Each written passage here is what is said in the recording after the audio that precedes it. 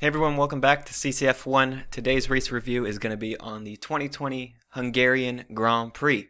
A race that was being hyped up over the weather that was expected to come. We were expecting a wet race. Unfortunately, the clouds dodged the entire track. The MVPs definitely go out to Red Bull's mechanics for saving him after a warm-up lap crash by Max Verstappen, and pretty much a race where Lewis Hamilton overtook the entire field. We're going to get into it and let you know how we scored the Hungarian Grand Prix. Welcome back to another race review where we put all the races in the 2020 season up against each other to figure out which one was the most exciting and which one was the least. Today we are reviewing the Hungarian Grand Prix. Cass, where do we even start? I hate this track. I don't understand why they insist on keeping it in the calendar. I think it's mostly because the drivers really like it. Anytime you ask them, they say, this is a great track on the circuit, it's fun, it's challenging, it's technical, but for the fans, it sucks. There's only 2 overtaking zones, and it's within the first turn. I mean, yeah, from the first lap, Lewis gained a 3-second lead. At that point, it's just, you kind of knew from the get-go how this race was going to finish. They would have required something insane, like a tire blowing up, or a damn safety car. Why couldn't we get a safety car just to spice it up a little bit? But no, within, I think, first 10 laps, Lewis was up to like 7-8 second lead. It was just absurd. It makes you wonder what would have happened if Valtteri didn't have that jump start and then get all screwed up because of it, and that basically ruined the rest of his race. The most excitement that I had was before the race when Max crashed, because to me that was indicating that this was about to be really chaotic, and of course we weren't even sure if he was going to actually get on the starting grid. I was really hoping that him sliding off in the warm-up lap was going to be an indication of how the rest of the race was going to play out with track conditions. And let's be clear, that was the only crash of this entire race, was before it even started. And next thing you know, within the first 3 to 4 laps, everyone goes to the pits roughly at the same time. Lots of people get held up, scrapping the entire qualifying and throwing it out the window, where at this track, apparently that's super important. And one thing I found incredibly confusing was how Kimi got a 5-second time penalty for not being in the right place on the starting grid, despite the fact that he was starting dead last. Still got a penalty. I guess it's because the Haas's went into the pit and he just assumed the last filled spot. One thing I will say, though, is that despite the fact that Hungary is not a very exciting track and there's not a lot of overtaking spots, we still did actually see a surprising amount of overtaking considering which track we're at. Lance overtaking Grosjean, and then you had Bottas overtaking Leclerc, and then you had Vettel going off at turn 12 and then allowing Albon to get by, and then you had that weird little like Ferrari sandwich between Leclerc, Albon, and Vettel, and then Albon tried so hard to get around Charles, and he kind of had to swerve a little bit and like back off so he didn't run into Charles, but then by doing that, Vettel almost ran into Alex's rear wing. That was probably the most chaotic in terms of wheel-to-wheel racing. Then again, Stroll, I think he came into the pits or something anyway. It took him a little while, but he finally got around Magnussen.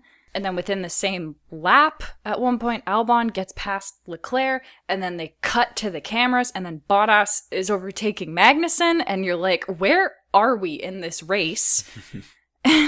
It was a little bit confusing, but I was happy to be seeing overtakes at a track where that's not exactly common, even though it was always in the same 2 corners. So, when looking at the first 35 laps in terms of our scorecard, I gave the excitement a 4, because, I mean, sure, the pit stops can be dramatic where you're like, where's everyone gonna end up?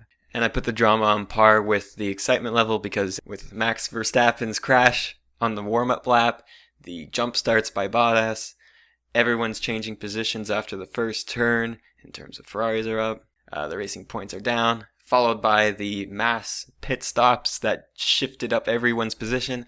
I gave both the excitement and the drama a 4, and then as you mentioned, there was some pretty good racing, some wheel-to-wheel action, although it was where we expected it, which is why I only gave the racing a 5. Wow, we have the exact same scores.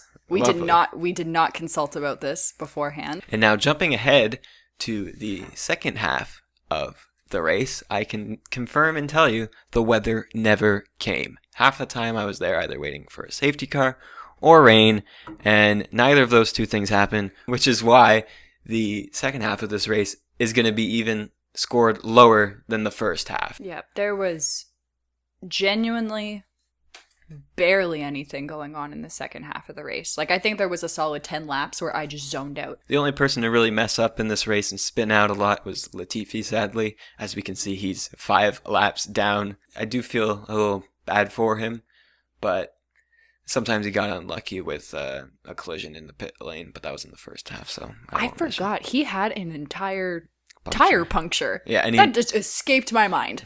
I only just remembered that now. Pretty much the most exciting or dramatic moment in this race occurred with Bottas once again chasing Max Verstappen for second place.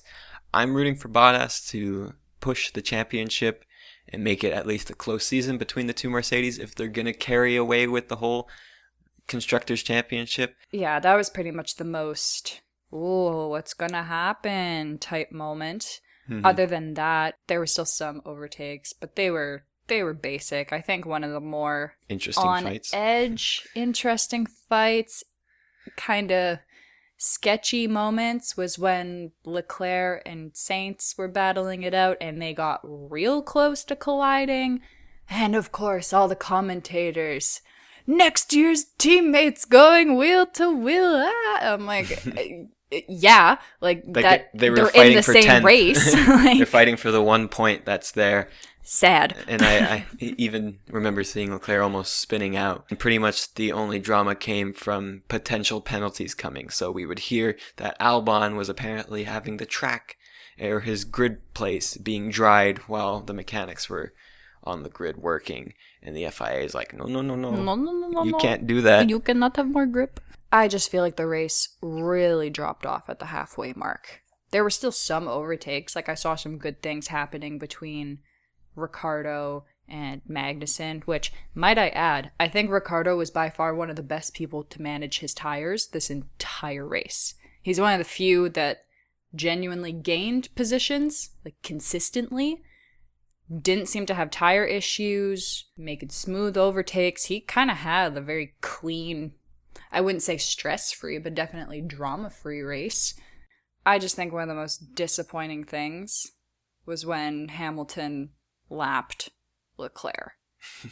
And if that is not a metaphor for how Ferrari's year is going, I don't know what is. Once again, also, we didn't really see much from Racing Point in this race. Qualifying, they were superb. Pretty much, they looked like the only people that could compete with Mercedes 2020. But even in this race, Perez was quiet, didn't really hear anything, and Stroll just kept his position. Would have been nice to see him on the podium, because that would have added maybe some flair to this race. Poor Gasly, too. Just his engine said, I'm out. I'm barbecue. I'm barbecue.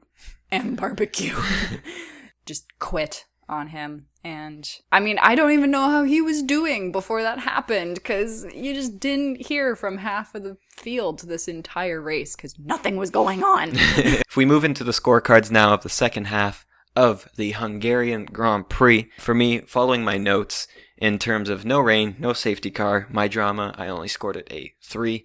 The racing, I met it equal with another 3 as well, because the drama came from the racing, and all the racing once again was happening where we predicted it. In terms of my excitement, most of my notes here are the drivers didn't excite me in any way really that was new, so I scored it a 2.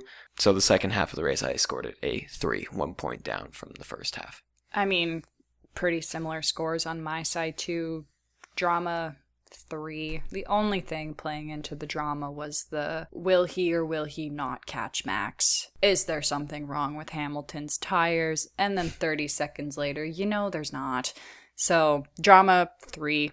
Excitement, 2. There was nothing. There was really nothing substantial going on.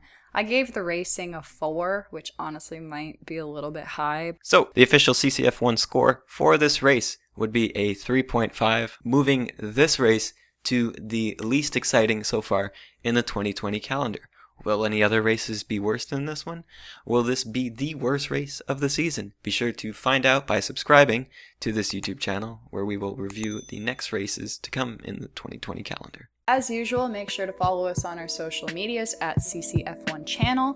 I do all the live tweeting during the races. We post up-to-date graphics and results. Come join the conversation. It's a good time. I post funny stuff sometimes. If you missed the last 2 race reviews, you can check them out right here in the playlist provided. Otherwise, we will see you in a fortnight's time at Silverstone for the British Grand Prix and the 70th Grand Prix back-to-back weekend. Ooh. And we'll see how those races turn out with another race review.